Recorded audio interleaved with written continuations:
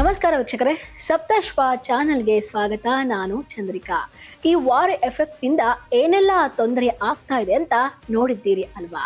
ಸಿಲಿಂಡರ್ನ ಕೊರತೆಗೆ ಬಿಸಿ ಯುಗಾದಿ ಹಬ್ಬಕ್ಕೂ ತಟ್ಟಿದೆ.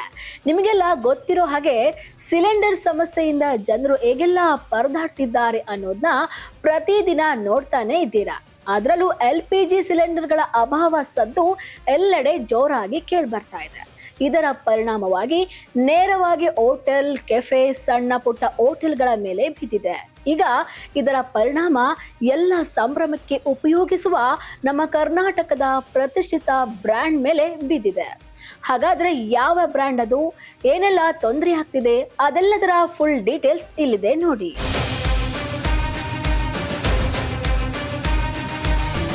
ಯುಗಾದಿ ಹಬ್ಬಕ್ಕೆ ನಮ್ಮ ಹೆಮ್ಮೆಯ ಬ್ರ್ಯಾಂಡ್ KMF ಸಿಹಿ ಪ್ರಿಯರಿಗೆ ಬಿಗ್ ಶಾಕ್ ಕೊಟ್ಟಿದೆ.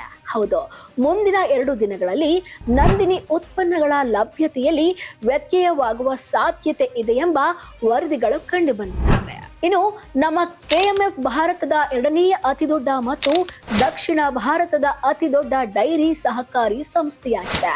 ಇದು ನಂದಿನಿ ಬ್ರ್ಯಾಂಡ್ ಹೆಸರಿನಲ್ಲಿ ಹಾಲು ಮತ್ತು ಹಾಲಿನ ಉತ್ಪನ್ನಗಳನ್ನು ಮಾರಾಟ ಮಾಡುತ್ತದೆ.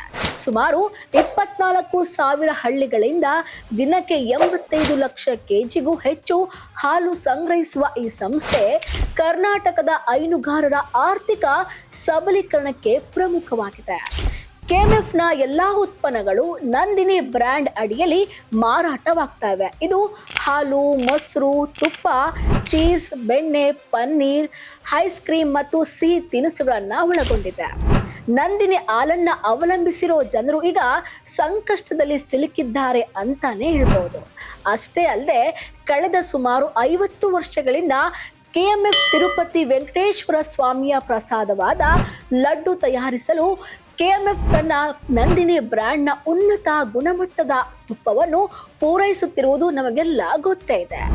KMF ಈಗ ತಿರುಪತಿಯ ತುಪ್ಪದ ಬೇಡಿಕೆಯ ಬಹುಪಾಲು ಅಂದರೆ ಸುಮಾರು 60%ರಷ್ಟಕ್ಕೂ ಹೆಚ್ಚು ಭಾಗವನ್ನ ಪೂರೈಸ್ತಾ ಇದೆ. ಈಗ ಇದರ ಎಫೆಕ್ಟ್ ಕೂಡ ಇದರ ಮೇಲೆ ಬೀಳುವ ಪ್ರಶ್ನೆ ಕೂಡ ಮೂಡ್ತಾ ಇದೆ. ಇನ್ನು ಈ ಸಂಕಷ್ಟ ಶುರುವಾಗಿದ್ದು ಎಲ್ಲಿಂದ ಅಂದ್ರೆ ಕೇಂದ್ರ ಪೆಟ್ರೋಲಿಯಂ ಸಚಿವಾಲಯ ಇತ್ತೀಚೆಗೆ ಒಂದು ಮಹತ್ವದ ಆದೇಶವನ್ನು ಹೊರಡಿಸಿತ್ತು.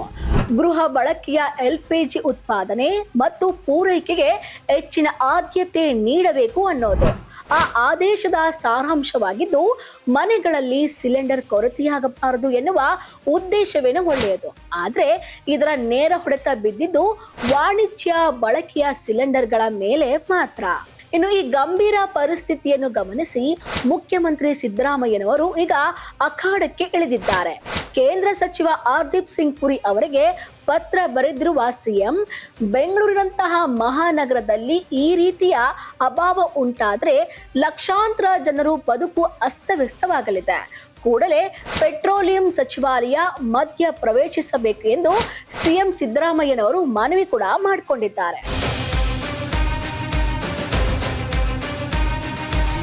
ಕೇಂದ್ರ ಸರ್ಕಾರ ಈ ಮನವಿಗೆ ಸ್ಪಂದಿಸುತ್ತಾ ಸಿಲಿಂಡರ್ ಲಾರಿಗಳು ಮತ್ತೆ ಬೆಂಗಳೂರಿನ ರಸ್ತೆಗಳಿಗೆ ಕಾಣಿಸಿಕೊಳ್ತಾವ ಅಥವಾ ಹೋಟೆಲ್ ಮತ್ತು KMF ಬ್ರ್ಯಾಂಡ್ಗಳಿಗೆ ಬೀಗ ಬೀಳುತ್ತಾ, ಇದನ್ನೆಲ್ಲ ಪ್ರತಿಯೊಬ್ಬರು ಈಗ ಕಾದು ನೋಡಬೇಕಾಗಿದೆ.